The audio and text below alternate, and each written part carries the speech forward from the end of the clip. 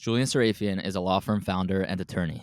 He's also a mental health advocate and content creator with over 350,000 followers across platforms. After Harvard Law School, Julian worked at big law firm Wilson Sonsini. But a few years in, he made the bold decision to prioritize his mental health, quit a really high-paying job, and pivot in his career. Today, he still works incredibly hard and often long hours, but he does it in a self-directed, passion-driven way.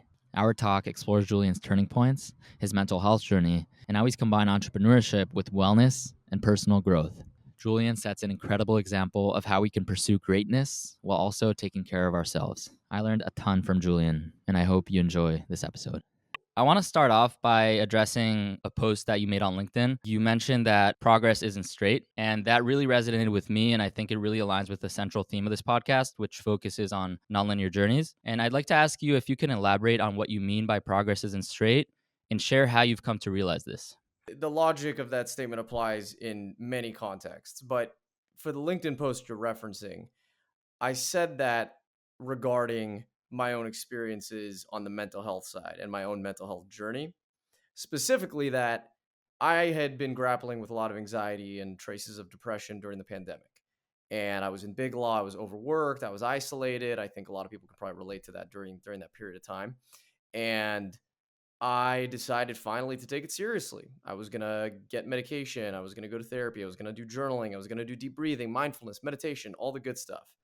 And for a while, things were trending in a positive direction, very slowly but surely. I felt my mental health improving. But about two and a half months into this journey, I started getting thoughts of self-harm, which caught me off guard tremendously, given that I thought that if I was going to bottom out mental health wise, that was going to be like 3 months ago when I decided, okay, I'm going to go seek help and figure this out. Not in the middle of actually practicing all of the things that boost your mental health. But look, when you look at how things have changed since then, that was nearly 3 years ago. You have it's like you imagine a graph that is slowly but surely increasing, and then you have a dip, right, for a period of time. And then you start slowly but surely increasing again. Then you have another dip, and then you continue on your upward trajectory. The important thing is sticking to whatever it is that your goal is, taking action, making sure that you're prioritizing it, and understanding you're always going to have pitfalls along the way, no matter what it is that you're doing. And again, for me, that comment was in the mental health context, but even just this week, I've seen it play out in my own business where, a customer of mine wasn't thrilled with something that the business had done, and so decided to part our separate ways, and so be it. It happens. And no general of any war has ever steamrolled to victory without losses, here and there. And I think it's really easy for us to judge ourselves from the negatives and from the losses, but it's more important than ever that we refocus on the work at hand if we want to actually reach those goals that we've set for ourselves. Otherwise, we never will if all we do is focus on the negatives.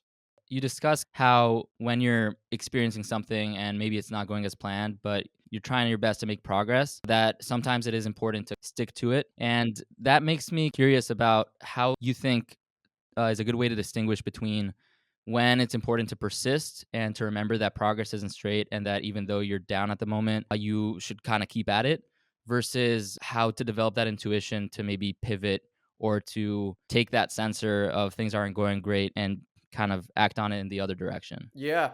I mean, I'll give you the subjective answer, which is I think it really depends on your own temperament and appetite for risk. I mean, J.K. Rowling was a struggling artist and began the Harry Potter series on a napkin in a cafe. It's a famous story, right? Lin-Manuel Miranda had some success with previous plays, but then spent 7 years on Hamilton, which was now a blockbuster hit. And when you think about these people, and if we were to think about setting a sort of metric, a line, let's say, okay, you do it for 12 months. If you're not finding income from it, you got to move on to something else. Well, then we wouldn't have Harry Potter. We wouldn't have Hamilton, arguably, right? I'm not sure. Maybe we would, maybe we wouldn't. Probably not, though. So I think it's a little tricky, right? To say, okay, you are a failure versus you just need to keep trying until you find your big break, because you never really know when it's coming. Chris Pratt is a great example. The guy was in Hawaii working as a waiter at a local restaurant, and a Hollywood agent saw talent and potential in him and said, "Hey, why don't you come back and do this small role for me?" And now the dude is one of the most famous A-list celebrities in the globe. Not exactly, I will say, the greatest example of somebody who's trying and trying and trying and failing. I think for him, it kind of fell in his lap. But the point being that you never really know when success, whatever that means to you, is going to come and hit you. So I would just give two pieces of advice. One is you got to balance your financial security with whatever endeavors you have, right? It's just if you're miserable because you can't afford to pay rent and put a roof over your head and buy your family dinner, then maybe it makes sense to steer a little bit away from entrepreneurship, a little bit away from whatever these projects are that are your passion, more towards something sustainable. And the second is the most important currency we have is time. So just because right now isn't the right time doesn't mean that you can't chase this thing later. Doesn't mean that you can't still invest in skills that will help you in that path later. So it's really a balance. And I can say, like, in my own experiences, it was very much my decision to go into content creation. And then from that, launch a law firm to help represent creators. It was always a balancing act of how much money do I have left in my savings before I'm going to be broken on the street versus chasing out a dream that I really do believe has potential. Everybody has a different appetite for that. I really do believe. And I think when people are evaluating how to take their own lives through a nonlinear journey, they need to really feel like they know themselves and are comfortable with whatever lifestyle they're signing themselves up to. I really appreciate that insight. And I'm curious, if I was able to chat with you in high school and ask you what you think your career would end up looking like, what would high school you have told me? Yeah, high school me would have said he's going to be a partner in big law, make money, and then probably go into politics. And that is not the case. Even Yeah. me, I was like, even me in law school, graduating, walking across the stage would have said the same thing. But times change, and you can't really predict, what you're going to see in these industries that you think are the pinnacle of expertise and success and efficiency, which we can get into that later if you want to. But suffice to say, for me, I'm happy about the path that I took, and these are things that you only learn with wisdom, only learn with experience. So don't really blame my high school self, but it is what it is. Do you think that there was a certain moment where you realized that you might need to reevaluate, or that that goal that you had for a while isn't what you foresee for your future? Yeah, I mean, roughly a month into working at my old firm, Wilson Sonsini, and this is not a knock against Wilson. Wilson was a great firm. They're one of the most innovative and entrepreneurial firms out there. But the industry as a whole, to me, did not seem to take things like innovation, boundary pushing, entrepreneurialism very seriously. I have always felt that if we're going to be working so hard on something, career wise, but it doesn't need to be, but whatever it is that we're pouring our heart and soul into, we should be making it the best it possibly can be. Nothing less than that mentality, I believe, is sufficient. And I didn't get the same energy from the leadership at that firm. And so I kind of knew, well, if I want to reach my own full potential and have my ideas be put into action and executed and be surrounded by people who are like minded, it's probably not going to be here, despite the fact that it is an excellent, renowned law firm and it pays very well and the training is excellent. It still didn't provide that outlet.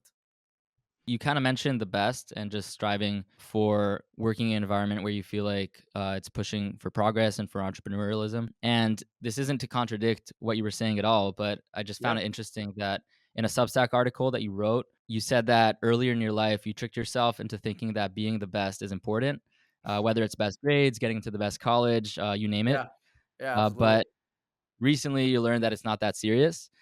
So I'm curious, how do you Yeah, distinguish between scenarios in which trying to be the best at something is productive, yeah, times when it's unnecessary or unhealthy?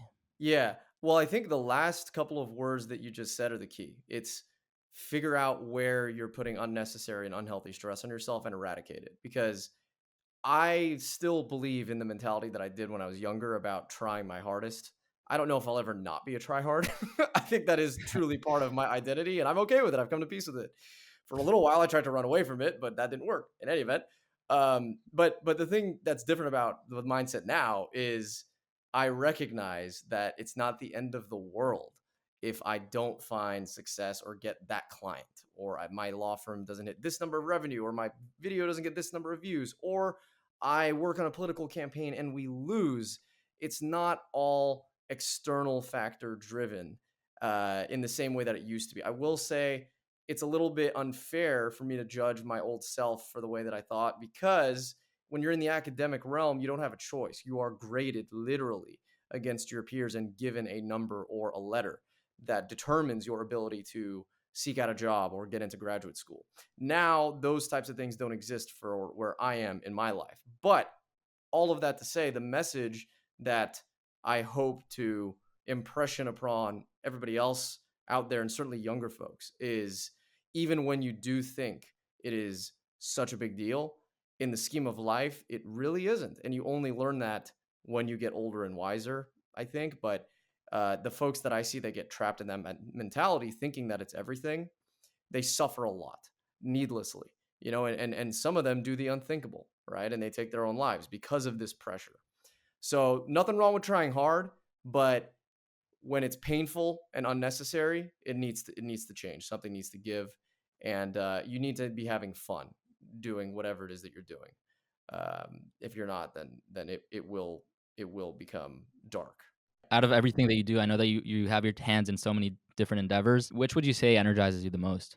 Yeah, I mean, these days it's been local politics. So I've gotten quite involved with the local political scene in my hometown, Folsom, where I live, and it's being the campaign manager for a candidate running for Folsom City Council. It's organizing folks in the community to get together and fundraise money for candidates and causes that we care about. And it's getting out on the ground and shaking hands with people and hearing about what's important to them and what the city could do better, what the state could do better, what the country could do better.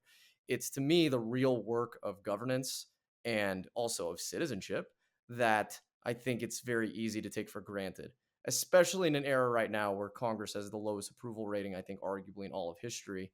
And, the politicians and ruling elite increasingly seem out of touch. Even, I will say, in my home state of California, which I love dearly, I think that we need a lot of change on the policy level and leadership level here. So it's been energizing just being on, where things are actually happening in rooms where decisions at least at a local level are being made, and by raising my voice and being part of that process to contribute to our body of government, which is one of self-governance. And that's partially what makes America so special and unique. I didn't even know that you're involved in local politics. I was thinking about how you're a business owner, how you're a content creator. I mean, I Yeah. know that you're doing so many things. I'd be curious to hear kind of the cliche question of what a typical day or even a typical week looks like Yeah. in your life, Yeah. and how you balance all these different endeavors. Yeah. So I would say roughly a third of it is spent on law firm work, whether that is handling negotiations for clients, drafting documents, or writing articles, doing content related to my firm. We talked a little bit about it, but I represent content creators and small businesses, mainly on the transactional side, a little bit of litigation and family law as well. So that just takes time by nature, right? As an attorney, you got to draft the work, you got to do it yourself. I have one person that helps me with some marketing and some administrative stuff, but otherwise it's just me. So that takes about a third of my time. I think roughly the other third is in volunteering and activism. So it's not just helping folks in Folsom, like this candidate, Barbara Leary, who I'm helping run for city council, and also being on the leadership board of the Folsom Democrats and whatnot.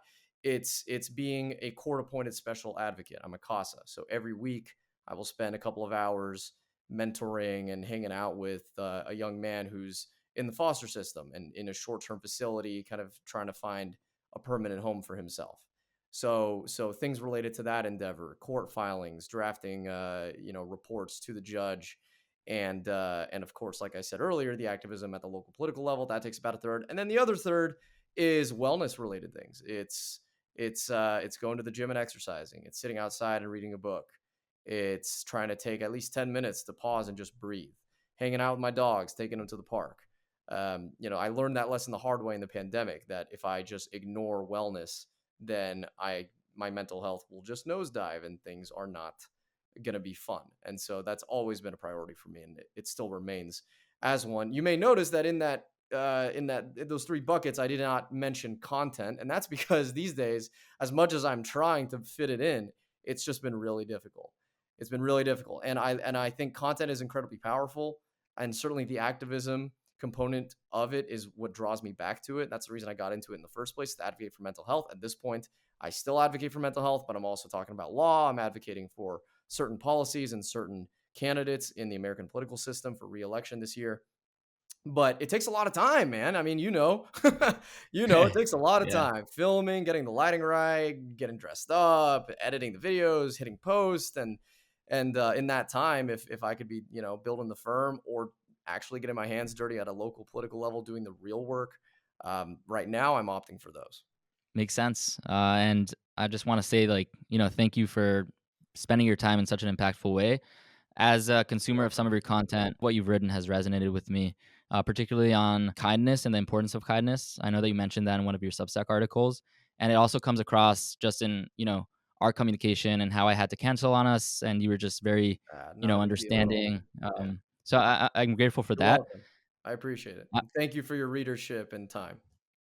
Absolutely, and I think that something that's really interesting to me is you wrote a Substack article called 20 Things I Learned in My 20s, and you mentioned that social media sucks. You cite its addictive qualities, its FOMO, the mental health issues that it can cause. And as a consumer of social media, I totally agree with you. And one thing I want to hear from you and just like learn about from your perspective is that you're operating at a fascinating intersection. You're an attorney, you're a creator, you're an attorney for creators, you're a creator of content about being an attorney, and you're a mental health advocate. And as someone who's a big part of the creator economy, how do you navigate the tension between, on one hand, leveraging these platforms to help others with important causes, but on the other hand, also kind of utilizing these platforms, which also have some negative side effects? Yeah. I mean, first of all, let me say, like, it has been a constant battle. I would say for me, especially since I started making content, with reducing the amount of time I spend on the platforms as a consumer. I found it really hard to break out and break, on the one hand, an addiction, a very real addiction of the dopamine rush of constantly going in and looking at, stimulating content. In some ways, I feel kind of tied to the consumption because these platforms are microcultures. So if you want to create on them to some degree, it requires being in the know about what people are talking about and what the trending topic of the week is, and especially on TikTok, trending sounds, trending dances, trends in general. That said, it's been a challenge, so I'll start with that. Now, I think that social media is, in a really positive sense, trending toward a world that is less superficial and less, how do I say, parasocial relationship oriented than it used to be. It used to be about, look at how beautiful I look, and here's a nice photo, and here's my awesome, exciting life. And don't get me wrong, there's still a lot of that. I would say it's probably the majority of the monetizable content on the platforms, but it is rapidly changing. There are people like myself in trade professions, lawyers, doctors, dentists, engineers, pilots, authors, anybody under the sun sharing their passion, sharing their knowledge, sharing their perspective.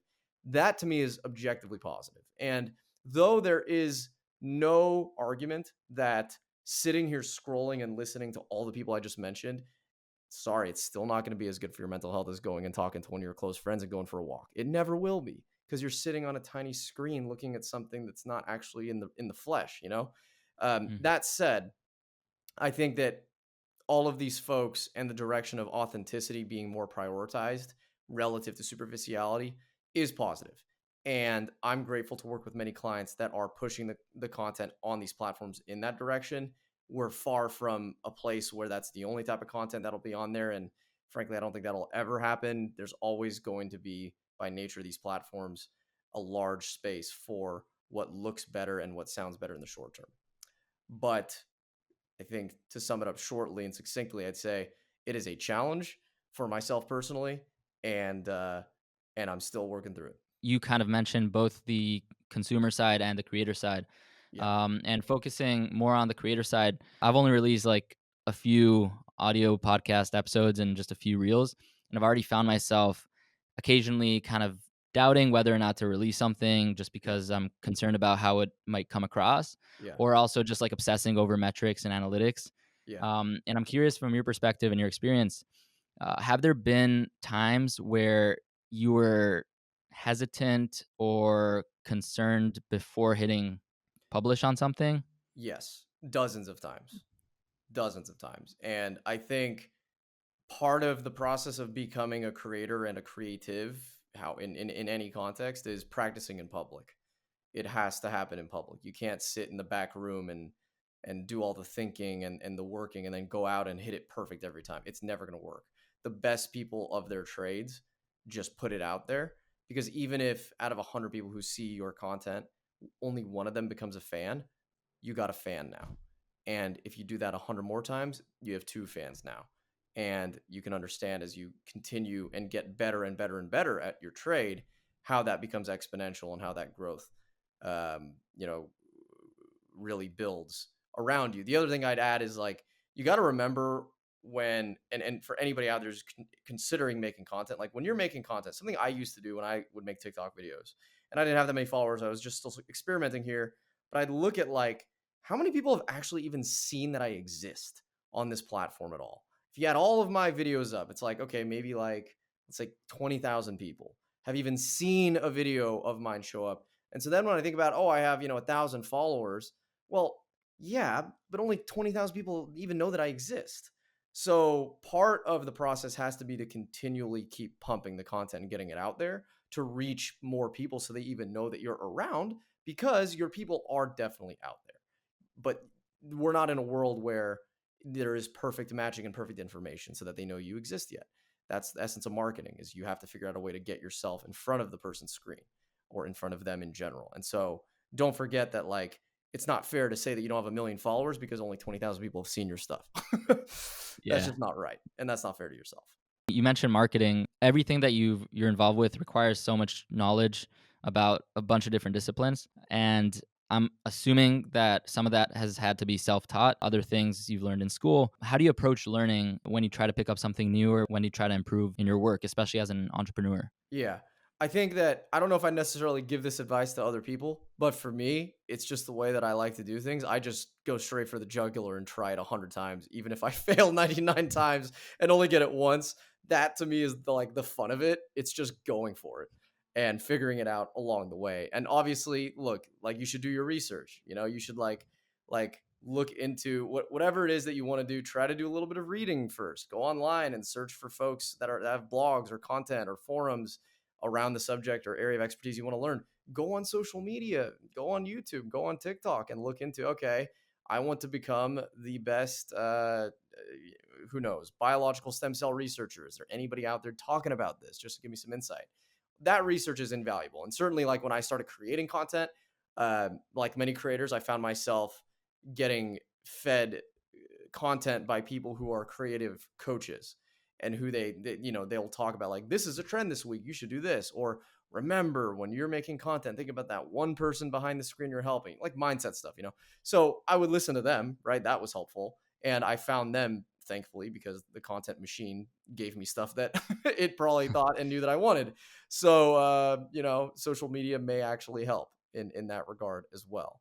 But personally, yeah, I just go for it. Yeah, going for it is definitely, I mean, on one hand, sometimes daunting, but I think it's the best way to do it. I mean, I've nerded out a little bit about entrepreneurship in the software context as an intern at like tech companies during my, time in college. And it's always talking about an iterative approach, failing 100 times before you actually succeed. So hearing it come from you as well is awesome in a different context from what I'm used to discussing. Oh yeah. Um, And every field is different, every trade is different, every business is different. But I do think that you got to get started, right? It's, no matter what context you're in, it's taking action that separates the person that actually builds something from the person that's still sitting in the room with the whiteboard. Absolutely.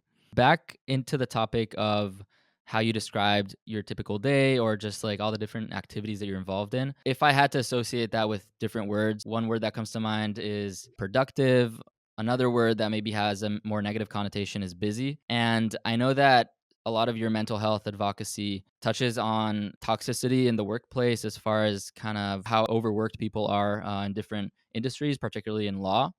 And I'm Yeah. curious, maybe you can speak from your own experience, but what differentiates the type of busy that you described in how you manage your life right now Yep. versus the busy and stressful from a Yep. life at a law firm? Yeah. Look, a really good question. It's something I was just talking to my wife about last week, in that am probably putting in as many hours now, if not more, than I used to in Big Law. I'm not making as much money because that's not necessarily the goal here, right? But I'm so much happier and more free than I used to be, and that's for a variety of reasons. First of all, how do you actually feel when you're doing the work? I mean, that's the most important thing. Because if you're not thrilled, then okay, a 40-hour work week is probably stomachable for most people. But an 80-hour work week doing something that you really don't like, that's draining you and exhausting you, whether that's because you don't like it, or you're not paid enough, or you have a toxic manager, or you don't believe in the company's mission. Like, there's a million reasons. I do touch on the fact that there is latent toxicity that's prevalent in many parts of the law and the legal world, but it's in every industry, right? We're not perfect. We never have been. And I think our generation has it's we're heading in a direction where we actually place value on these things like kindness and a better sense of balance than the older generations did. So part of this tension is just generations clashing.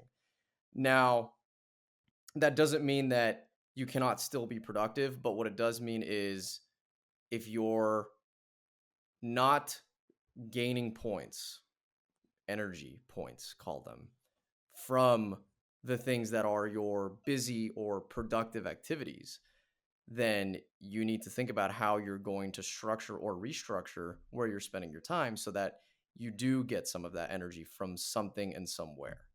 For me, I'm not the type of person that wants to watch a full length movie every single day. Maybe not even once a week. I hate to say it, but it's just who I am. I'm not built that way. I enjoy thoroughly and I love just jumping from my law firm to making content to volunteering with my CASA to helping somebody run for city council. That's what brings me the most joy.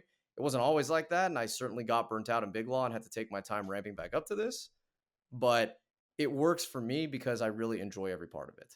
And I don't have to deal with many of these aspects that, we've just talked about on the work front with, a toxic boss or an overbearing manager. And I'm grateful for that. Certainly I have problem clients and that's been weighing on me in some regard as of late, but it's still at the end of the day enough that I can stomach and move forward with. So I think people need to think about, for them, where is it that they're getting joy and where is it that is draining joy, and then balance their time accordingly. And that's not a simple answer for many people, given that you need a job to pay the bills, and it's not super easy to start something yourself. But if you don't make a change, then you're only going to get more and more unhappy, and that doesn't lead to anything positive. As far as kind of making that change, I know that you talk about how you resigned from a really awesome, I mean, objectively speaking, societally speaking, like really high paying and prestigious law firm position. And then you went out on your own. And I'm curious if you remember how you felt maybe like an hour after you made it official that you quit. I was excited, just plainly excited, because I knew what my life would have looked like in the industry, but the things that excited me were the universe of things that I had never tried before or that I had the time and bandwidth to try now. And where it's led, I'm very grateful for. But yes, certainly I was happy from the moment I made the decision to the last day on the job. I mean, there was some sadness to it, leaving my colleagues behind in that community, because that's also very important. And certainly for me, that's been one of the hardest parts of my journey right now, is how isolating it is being a solo practicing lawyer and creator. Creators, generally speaking, are fairly isolated folks. So there was that part that I was remiss about, but otherwise, I was just excited for all the opportunities that lay ahead that I just could not get when I was in the industry. You mentioned that you're married. First of all, congrats, because I remember that in Thank some you. of the content that I read, you mentioned a fiance. So I mean, congratulations for the wedding. Yeah, thanks. Um, We haven't done a of course. big whole shebang ceremony just yet. We got the legal stuff done, but we're gonna have that sometime soon. Cool. That's really exciting. Yeah, thank you. And I'm curious, I know that when making these types of big decisions, there's the personal feeling of, I want to be joyful in my work. I want to feel that I have purpose and meaning. But oftentimes there's additional factors of relationships, commitments, partners in your life. When you made that decision, how did you navigate that kind of dynamic of, even if it's just perceived, what would my partner feel about this? Or am I letting my Yeah. family members, my friends down? Was that at all a factor for you? Yeah, Or a couple things. First, I'm really lucky because my better half looked me dead in the eye about like 9 months into my stint in Big Law and said, "So when are you going to leave? Because this isn't for you." And I think she just knew based on how I talked about it, it wasn't a good fit. So she was incredibly supportive of it, and could not have happened soon enough as far as she was concerned. Now, when it came to family and friends and other people, what I always thought about when I was considering leaving my old gig and Big Law in general was, you know, there are so many paths and people out there that I admire, many of whom I admire, that never went into Big Law because the only thing that you garner from that path is primarily money. Okay, there are skills, some, but maybe 80% of it is because you want to earn money.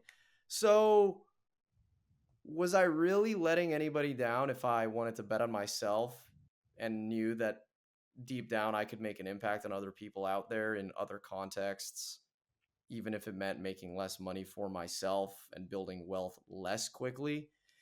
I don't think that there's any reason to feel like I'm letting anybody down when I frame it that way, because the contrary logic would tell you that unless you're optimizing for wealth creation as rapidly as you can all the time, always, then you're letting your close people down. But that's never been the case. I mean, letting your folks down or people around you down is, first of all, I think it's often a trick that our mind plays on us, and it's ourselves judging ourselves. Because at the end of the day, most of these people will support us, unless it's doing something heinous or morally outrageous. That's when you really would let the people around you down. It's being not a good person, not a good human being. But when we're talking career context and stepping away from capitalism, even temporarily, personally, I just would think about, Barack Obama, Nelson Mandela, hell, any artist. Like, these people didn't just go into the white collar world and optimize for becoming partner. If they did, we would never have had them. So I think that the logic is, it's kind of one dimensional, and it's also just not fair to you if you want something bigger than making money and just buying houses and investing in the S&P 500, which is my investment strategy, but not everybody's. I get that. Yeah. I'm a student right now, so I'm about to graduate. But when you're in a certain circle, there's some notions of prestige. Like this Hmm. career path is more lucrative than another, and like everyone's trying to get there. And you kind of are part of that hype, and maybe you make decisions that are motivated through that lens. And you describe in one of your YouTube videos that when you were on the job that you had been striving for so long, you learned the hard way that having it all on the outside doesn't guarantee having it all on the inside. You kind of touched on how you came to realize that that's not a really productive mentality. But do you have any advice for other people on maybe how to let go of optimizing for prestige, or just like buying into hype that might not be truthful for someone on a Yeah. personal level? I mean, first of all, is it actually what you want? And is it making you happy? Is it getting you to the place that you want to be? If you project 10 years forward, are you on the path that will get you to where you want to be 10 years from now, career wise? We're talking in the context of career, so let's keep it on career. If what you want is in a different lane than what you're doing now, even if it checks all these boxes of prestige and money and clout and all of that, it doesn't matter. It's not what you want. You are your own individual with your own wants and preferences and needs. And the number of people who live by the philosophy of prestige matters and making a lot of money matters because those things are truly the lane I want to be in, that's a very, very slim number of people. I truly believe that. Many people do these gigs because we are in a capitalistic world that rewards you if you earn a lot of money, and we look fondly on it. We've socialized folks to look up to that ideal, and also it is just expensive as hell. Okay, like if you want to live in New York City and like not in a small place, you're going to need to make a lot of money. So part of it, sure, may well be survivalistic in that regard. But for most people, I don't think that their true values and moral compass are pointing them in the lane of just make money because it brings me clout and this job gives me that woo starry-eyed look from people's reactions on my LinkedIn.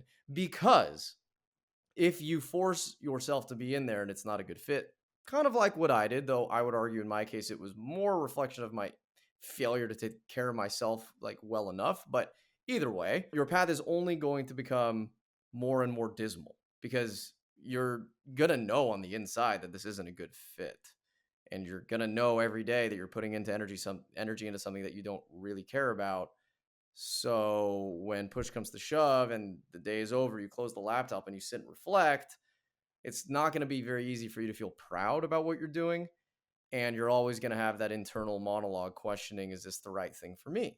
So rather than force yourself to go through that, unless you need the money, right? Again, I want to make clear it's all a balance, right? If you need the money and you want to save up whatever, that's great. But unless you want to do that to yourself, then just remember that you are your own person, and if you really want to get to that 10-year version of yourself in the career that you aspire towards, and if you don't know that, that's okay too. But if you really want that, then you got to place yourself in that lane, even if that lane isn't going to be the sexiest or the most expected path that other people may think. Other people's judgments don't really matter, right? We can talk about that for hours, but like the cliche is true. You should never really care about what other people think. They're living their own lives. You're the one that has to take ownership at the end of the day of how you're spending your time, what you're doing. A lot of this is kind of internally driven of, okay, someone can make a decision based on Yeah. understanding that what you have on the outside doesn't necessarily indicate that you have the same on the inside. But there's also like I'm trying to think about this problem more at scale. Of I'm looking around me, and inevitably people come into these systems of universities, internships, and collectively there's a pretty like big phenomenon of, okay, you're on these campuses and you get these internships, and people kind of get into the hype, and then maybe a few years down the line realize that they made the wrong decision. Do you think that there's any way at scale to mitigate these pitfalls of just going after something because of the prestige, or is it just a matter of life experience and people realizing that it's not right for them Yeah, after giving it a shot? we have a problem in the United States of romanticizing higher education to the point that, like you just mentioned, many people will go to these universities and graduate with tremendous debt, some of them with job opportunities that are lackluster at best. And at the same time, we have a shortage of folks like plumbers and electricians and contractors that pay well and are great careers, do not require a college degree but have a different path to them. Instead of encouraging our kids to think about those trajectories, we are a college or the highway society. And I think it comes from it comes from a lot of places, but at one hand, it's the hyper focus on individualism in America. It's the meritocracy or supposed meritocracy that we live in, and college indicating that that's the stepping stone for success in the meritocracy. And to some degree, it's statistically proven out. If you do go to a university, you tend to have a higher lifetime earning potential than folks who don't. So I think it's something that everybody needs to just educate our kids on when they're younger. That's the best way that I think that we can try to change the tide. Like prestige is always going to be prestige, and we're never going to be able to like take the sheen off of Harvard or Yale or Berkeley or even whatever UT Austin, like UCLA, whatever. There's like everybody has their different layers of prestige that they're going to value subjectively. But what we can do is just remind people that look, if you go to these schools and pay 200 grand and then get a degree in something that's only going to average salary job be 50, 60,000, is that really worth it for you? And you don't have to do it. You're not a failure if you don't go to college. You're not lesser than, you're not dumber, right? These are things that, again, I think we've collectively normalized as a narrative, but it's very harmful. And I saw at Berkeley how many people spent all this money, got into a ton of debt, and then ended up graduating and doing things that I don't think they were very thrilled with, wasn't making that much. And, I don't know if they would go back in time and change it, but I don't think that it's what parents are thinking about and envisioning is the likely outcome when they tell their kids and all the community of kids out there that college is the best. It has to be college. From personal experience, I'm in a community at Brown of non-traditional students. So the way they define it here is you'd taken a gap of 6 or more years before you came to college. On one hand, I was surprised to discover that even though a lot of us have had a long gap, we still didn't come into college like with certainty and clarity on how we want to pursue the rest of our careers. However, I think that it's interesting to see this like alternative way into industry of rather than going directly through that pipeline of college, grad school, or just college into industry. Some of my classmates spent time in creative industries and then went to college and are going off to tech or finance. Others, including myself, were in the military before coming to college. And for me, it's been really interesting because I didn't plan to do this, but it's informed my perception of what a typical journey needs to look like and kind of opened my mind to alternatives thanks to my classmates and people in this program. So when you touch on education and the perception that you need to go to college and then get a job, from what I've seen around me, it's aligned with what you're saying that if you take an alternative path, it doesn't necessarily Right. mean that you're not going to find success. Right. There is no one size fits all, period. In any context, but especially the educational context. There just isn't. And good for you for bucking the trend and owning it and finding folks that are like-minded, because it really doesn't matter. Once you're in the job market and post undergrad, you may as well be you could be 70 years old, you could be 22 years old. It really doesn't matter anymore. I mean, it never did to begin with. So, good for you. Yeah, I appreciate it. And I'm curious about the transition that you made from being employed at the law firm Yeah. to starting up your own ventures. Some of the people listening to this podcast might be going through a pivot in their career Yeah. or are considering making a change in their lives. From the lens of the transition that you made, A, what was that transition like? And do you have any advice for people who are dealing with some of the hardships that come with change?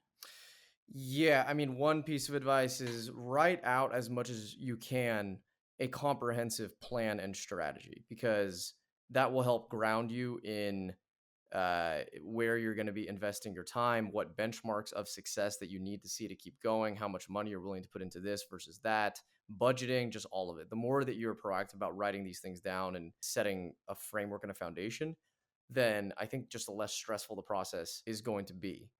Now, when you're making the transition, this is kind of related, but you have to learn how to manage yourself, because when you're not in a context like school or a traditional corporate gig where you are clocking in and clocking out, nobody now is breathing down your neck. It all falls on you to find ways to be productive, to keep an organized task list of everything you need to do, to build in time for yourself, to optimize your sleep schedule, to exercise, to spend time learning, not just doing. That's tricky, but I think there are a lot of tools out there that have helped me. Notion is one of them. Todoist is another one. These are like simple digital tools that let you just organize your professional world, basically. And I would encourage people to use them and explore other tools out there that can help them manage their own time in a way that's effective. Because for some people, maybe going to a cafe works. For other people, it's going to a library. For other people, it's sitting in their room by themselves. I don't know. But you have to find a way to integrate productivity into your otherwise completely unstructured blob of free time. And especially when like you don't have a very successful, I should say, venture at the start, that can be kind of daunting because you don't really necessarily know where to be putting your time, or maybe you don't have like 8 hours of work to do. So I think it's just really important to continually be mindful of how you're spending your time. And if you find that you're not able to sustain a productive mindset like that month over month over month, first of all, you're not alone, because I think naturally it's harder. But second of all, maybe it's just not a great fit, to be a solopreneur, because it's not easy to find that intrinsic motivation. It's not easy. It's not common. So Was it at all a dilemma for you, or is it still whether to onboard a co-founder, whether to work in a team versus to be just completely solo? yeah, I mean, given what I've been doing, it's just made more sense to do it solo. Like, content is obviously just me. There's not really, I didn't have like a project in mind on that front other than like advocating for what I believed in. And on the law firm side, the advantage of having another lawyer with me, we would presumably split fees, but then also be able to help each other with projects and whatnot. But because I just take on the work that I can do, I don't really need necessarily another lawyer. And if I do, in fact, just today, I'm seeking co-counsel for a debt offering that I'm like, I know how to do this, but I think we should have somebody else look at it just to make sure. And so I just don't think it's quite necessary. Given that you are solo, I'm curious if mentorship has played any role in your journey, whether it's when you were trying to make a decision on whether to go into entrepreneurship or even at the moment. Like, do you have figures that you look up to or that actively help you? I definitely have a couple of advisors. My parents are some of them. I have, one former partner at my old firm who I'm very close with, and we catch up quite often. I haven't really like disclose self-disclosure. I've not done a great job in curating mentorship relationships in specific lanes. For the law firm lane, oh, here's my law firm mentor. In the political lane, here's my political mentor. It's something that I need to get better at, frankly. But to date, it hasn't been driven predominantly by mentorship or advising as much as where my intuition is telling me that there's value and where I can bring it. And I think mentorship comes in a variety of forms. It could be like a traditional, like just mentor, but sometimes it's just people that you like their content online or, Yeah, just that's true. resources. A slightly different kind of focus, but it's related to some previous questions. Kind of revisiting the younger Julian, so high school Julian. If I were able to tell high school Julian all of the things you've been up to, whether it's accomplishments on the more objective level of Harvard Law School, the law firm that you got into, creating a business, or just personal things that you've overcome, which of these accomplishments or pursuits do you think high school Julian would have been most proud of? And which do you think he'd be most surprised to hear? Pride would probably be where I went to law school, which was Harvard, because back then I was so enamored and excited at the potential prospect of going to some of these schools that if I knew that that's where I had achieved, then I'd be just jumping in the air with my fist up, just stoked and extremely proud. I think surprised probably at how far my mental health fell in the process. Not necessarily at Harvard, but afterwards during the pandemic and letting anxiety get the better of me throughout my 20s and having traces of depression.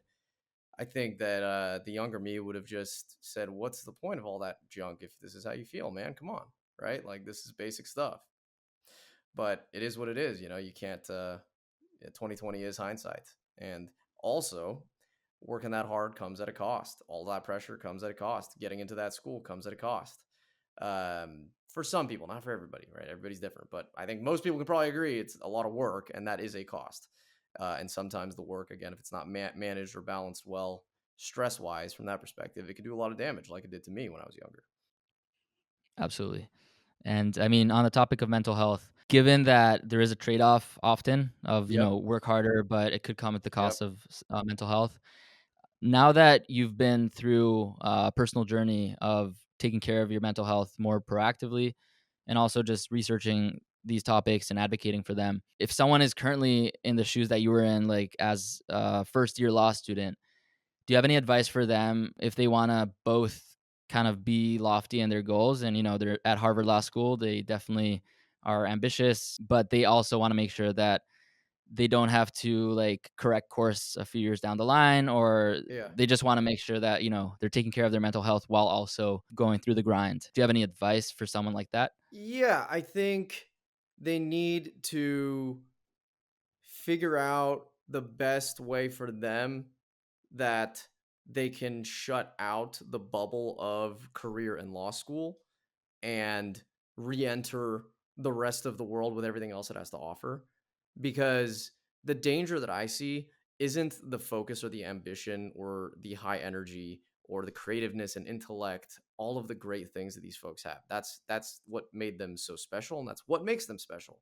The danger is when the perspective becomes completely 100% centered on law school and being successful in law school and getting the best law firm job or clerkship and going into the next thing and the next thing and the next thing. I lost a classmate when I was at Harvard to suicide, and he was not somebody I ever expected. That's what many people will say about this, which we can get into why, but it's a very complicated thing, and it's a testament to why I think mental health is so stigmatized because people are afraid to speak up. But in any event, he was somebody that put a lot of pressure on himself.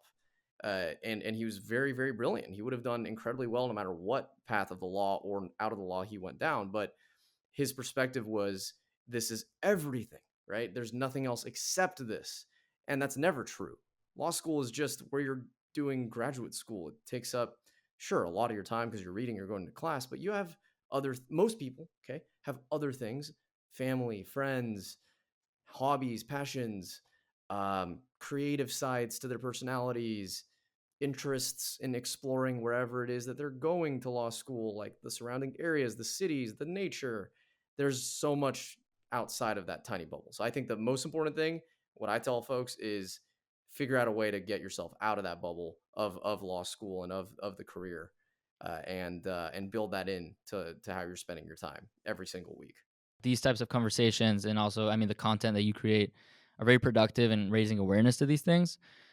Is there anything on a more structural level that you think should be done in these organizations, whether it's at Oh these yeah, law schools, at these firms? absolutely. There's tons. There's stuff that's like already very well proven. Okay, like therapy dogs during finals week, a wellness room on campus where there's like ping pong tables and just like, bean bags, like casual areas for students to relax. Right. That's incredibly important. Punishing toxicity is really, really important too. Okay. Recreating a culture in law school that does not depend or rely on professors roasting and grilling on a spick students that are getting something incorrect or didn't do the reading as well as they should have. Um, it's reducing the unnecessary pressure. So that's where I'd begin is with those reforms. There are some that are more radical, taking more mental health days for students, right, so that they just have more time off. Um, but I think you're going to get fundamental resistance to the idea of making the education less rigorous because, first of all, the schools pride themselves on what the students are buying, which is a rigorous education that prepares them to be an attorney, or in other schools, becoming a doctor in medical school or dentistry, et cetera, et cetera. And also, most people in leadership are just going to say, you're just being soft.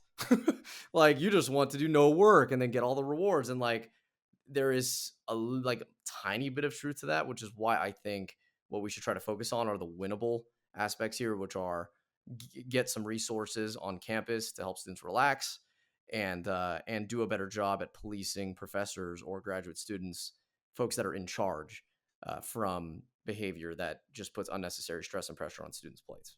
Weird association, but as you were saying, that one interpretation of that people are being soft, I was just thinking about, some pop culture figures Yeah. and how the grind is glamorized. Oh yeah. And I, growing up, had some role models who are more on that side. I mean, I still love these people, like Kobe Bryant. May he rest in peace. Yeah. He has the Mamba mentality, and he like talks so much about the hard work and work ethic. Not necessarily in a toxic way, but just like matter of fact, that's a lot of what he preaches. And I'm curious if you grew up on those things and like if you have certain figures that you associate your grittiness to. And again, I'm curious like how you think pop culture could do a better job of, Yeah. both raising people who are resilient, but also to a certain degree and without coming at the cost of people's kindness and mental health. Personally, growing up, I didn't have anybody in particular, to be honest, that I looked to. I was like, yeah, they work really hard, and so that breeds success. Because I feel like for the most part, the people that I did see that were successful clearly worked hard, even if it was like my dentist who was working every day all the time and went to dental school for it. My parents who worked every day to put food on the table, save incredibly frugally so we can afford, a better home. I saw it everywhere and all around me. And it very much, it felt like a sliding scale. It was like you could try not at all and get 1%, or you could go kind of like middle of the road and get like 60%, or you could go balls to the wall, which is what I did, and like try to get 100%, right? Like, and that's for whatever endeavor that I sought to accomplish, which for me was academic, primarily to go to law school and whatnot. To answer your question about getting away from the sort of hard mentality, I think here's the tricky part. Okay, like I think most people, I'll be blunt, in social media who follow me or my audience probably wouldn't expect me to say this, but being resilient and being uh putting in work, being uncomfortable, challenging yourself, going through painful experiences, these are part of being a human being, and those are the things that will breed the strengths that you seek, whatever it is, and the accomplishments that you seek. I think the trouble is when that mentality becomes coupled with do all of those things even when it is hurting you, like mentally destroying you, physically withering you down. So the key to me is to decouple the grind set and the work ethic that breeds all of the wonderful things we see from the innate downsides and mental health challenges that sometimes occur when you are in that mindset. Because the people that we're talking about, like that you mentioned, Kobe, I don't think that Kobe ever sat, you know, practicing free throws and was like having an anxiety spiral or a depression spiral, like because he was doing free throws. You know, Mhm. he enjoyed it, he thrived in it, and yes, he worked really hard. He had a lot of willpower and he put in that work. The same can't be said for junior lawyers, junior bankers, senior lawyers, senior bankers when they're putting in their work. Some of them are on the inside crumbling, and that's the problem with that mindset of you got to just tough it out. You got to just tough it out. You got to just tough it out. It doesn't allow any nuance or any room for the fact that, well, what about like the men who are truly suffering and the fact that men have a 4 times higher rate of suicide than women? What about that? Like that's not cool. So like my take is take the good but dispel the bad. All right? Take the positives of working your tail off and becoming the greatest you possibly can be and putting aside the social media and the partying and the fun when it suits your career, but don't justify suicidal thoughts. Don't justify being ultra depressed. Don't justify being so anxious that you can't speak, because that has nothing to do with the grind anymore. Now you are just suffering for something that is for a mindset that I should say is toxic in some degree here. Absolutely. You articulated very nicely, and I appreciate you talking about that. Yeah, of course. Good question. Thank you. Different topic, but I'm Yeah. curious, why did you choose to serve content creators? It kind of happened by accident. I started getting brand deals myself in social media, and I saw these contracts were totally lopsided. They were really good for the brand, really good for the platforms, really good for the agencies, really bad for the creator every time. And I had gained a ton of respect for creators after going through the process of what it took to become one myself. Just like you're putting yourself out there to get crapped on by everybody. You're churning a ton of content. You're engaging with an audience. It's a lot of work. It's a job. And so I really respect creators and what they do. And so when I saw that this whole community of folks was getting ripped off, it just didn't sit well with me. And I knew that I had the skills to do the work. I had the complex technical transactional law background from my old firm. So I thought, you know what? I'm going to open the shop. And look, if I get just a couple of my friends that I help every now and then, that's cool to me. Get to use the law degree again, get to push back in this economy for the little guy. And I've been very grateful because the firm has definitely flourished since I opened it. But my principle with the representation and advocacy remains the same. It's advocate for creators because nobody else is. They are the little guy in the space, despite the fact that they're the ones bringing all the value onto social media. These times more than any, with artificial intelligence emerging, I know that people's Oh yeah. content is being used as trading data. I'm assuming that content being kind of repurposed automatically and just spammed by different channels, it's probably going to be a phenomenon that we're going to be seeing increase. Does innovation and technology sit on your mind as someone who's working in this space?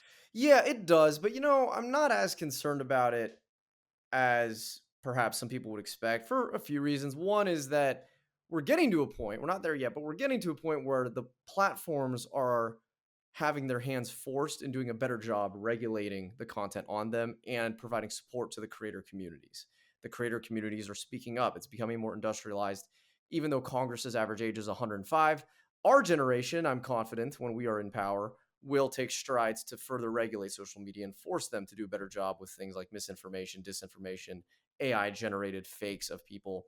Even though bringing it back to the free market without government hands involvement, Instagram just released an announcement that they said beginning in a few months, content aggregator platforms or content aggregating accounts will be deprioritized in the algorithm. That's like a big change. Okay, first of all, if it's not original, you're nil now. Like you can post it it's still kind of violative of copyright. But you can post it, but Instagram's not going to prioritize you.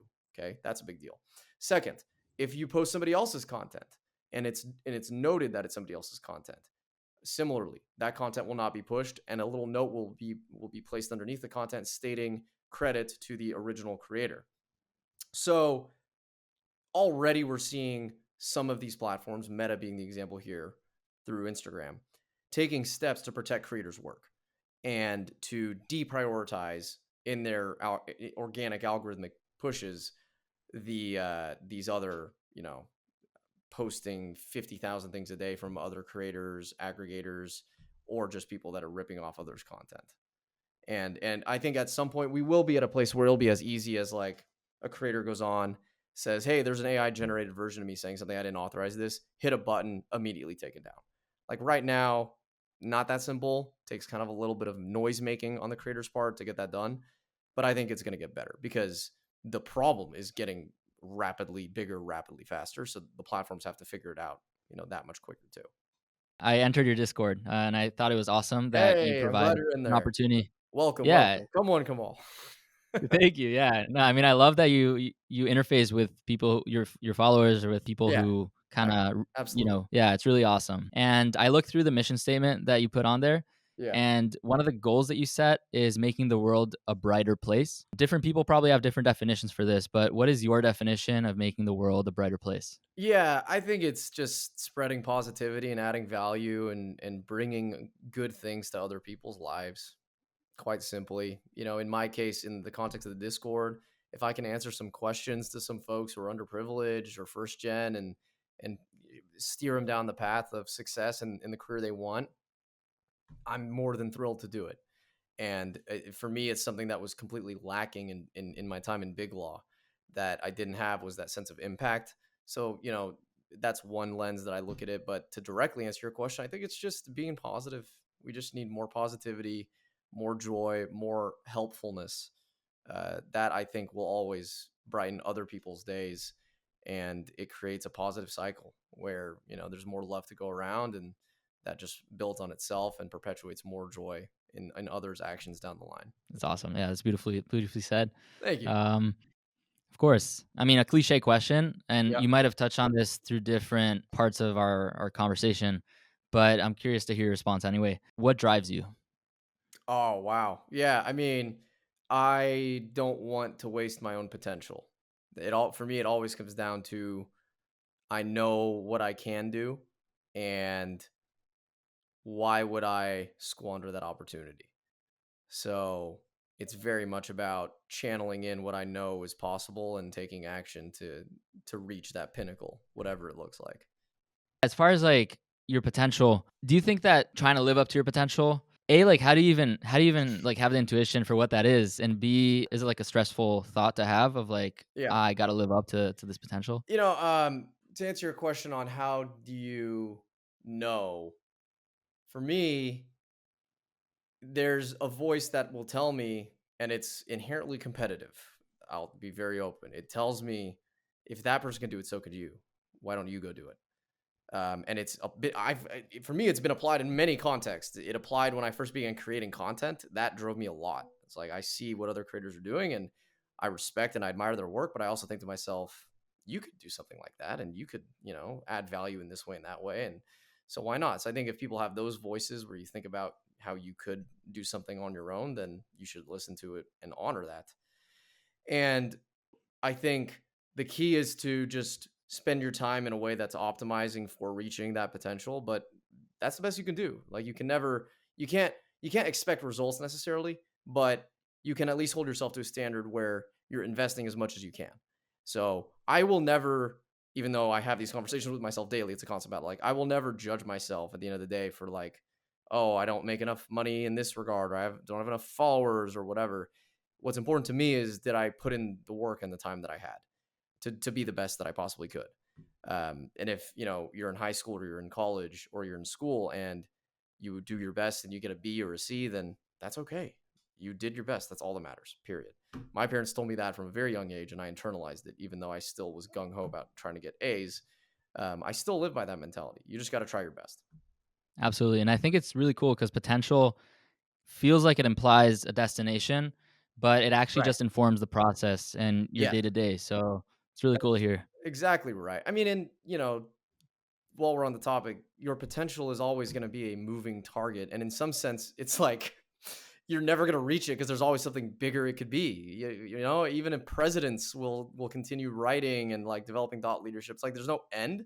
So I think, like you said, you got to focus on just the process and the day in, day out. So last question, it's more open ended, but is there anything on the topic of life changes or having a bunch of interest and embracing all of them that we haven't covered that you'd like to leave our audience with? Yeah, just because you mentioned the words life changes, I think it's apt for me to, and I've been somewhat open about this on social, but for the last few years, I was definitely smoking marijuana fairly regularly, and I had SSRIs, I was on Prozac, and it came to a point where I felt like these things weren't actually enabling my ability to manage anxiety or heal anymore. They were just kind of like making me comatose in a way, numbing me. And that was when I knew that it was time to get off. So about a year ish ago, I started tapering off of my SSRIs. I stopped smoking marijuana. And since then, I've just felt my natural spirit return to my body. I know it sounds weird, but these using any substance, alcohol, weed, ecstasy, like whatever, anything regularly, SSRIs, I hate to say it, somewhat, are included. Everybody has different side effects. Consult with your doctor. I'm not your doctor. But they affect your personality and your temperament in different ways. So I think I would just encourage people to remember that your resting in your natural state should and ideally is enough. If it's not, that's totally okay, and seek the help that you need. But also, don't ever assume that you need all of these things in order to live a sustainable and happy life, because sometimes what that just means is that you're avoiding some of the pain that you need to face and you need to work through, and the discomfort that comes with that process. And that was certainly part of it for me. Coming out of both of the those influences on my neurochemistry took me quite a bit of time to get used to, and there were many moments where I felt like I was very agitated or just lacked motivation. And even to date, I'm still struggling a little bit here and there, but it forces me to take more action, to go outside more often, to meditate every day, and like I said earlier, it's brought back like my full and like natural state of personality and being, which I don't want to trade away. So don't be afraid to make those big changes. I'm really grateful for your openness and vulnerability around these topics. I think it's super important and not enough people are talking about this. So, You're whether it's your welcome. content or even just this conversation, I'm super grateful for that. And I'm sure a lot of people can benefit from, following you on any platform and The more the gain value merrier. from. Come through. Yeah, amazing. Thank you so much. This was such a great conversation and I'm really grateful. Yeah, listen, I enjoyed it thoroughly. Thanks for all the hard research you did and the great insightful questions and for guiding the conversation. I think we hit a lot of really good topics, and hopefully folks out there that listen to it will gain, something from it.